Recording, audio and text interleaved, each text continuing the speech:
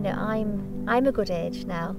I've walked these mountains all my life, and there are still places I've never been. There's still little gullies that I've never walked down. There are still streams and becks that I've never paddled in, I've never crossed.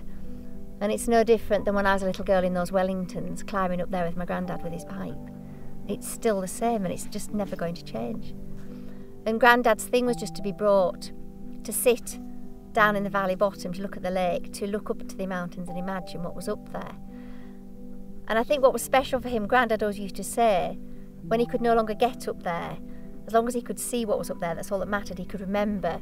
And his advice to me always was that every day that I can walk that mountain, to walk it. Because there'll become a day when I can't get up there. And I think even now when I'm up on the top, so whether it's a walk or whether I'm gathering sheep, I can hear those words of how lucky I am.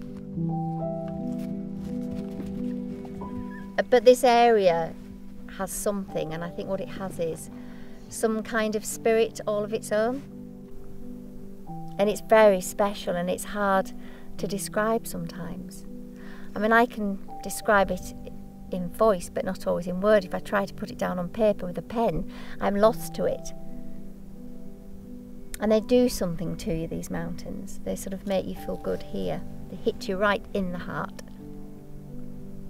And very emotional, I think. And I mean, I'm quite emotional in the way I'm trying to describe it, but I also know that some of the most hardened shepherds that I know, men that have lived up here all their lives, they feel it too. They might not say anything, they might not describe it, but I've seen them lean on their crook with their dogs on the mountainside and just stand and stare a while.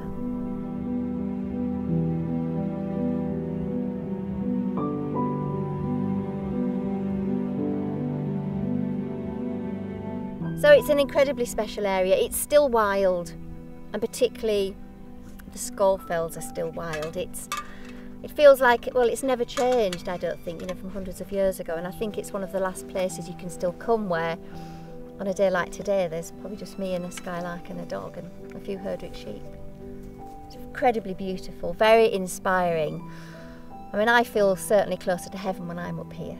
And that's the feeling I have on mountains. There's some wonderful romantic notion that there's just me and I leave every kind of worry behind, and that's what the Lake District does. It has these high mountains, these deep lakes, and this wonderful provenance, this heritage that can be found in few places, but you can find it here.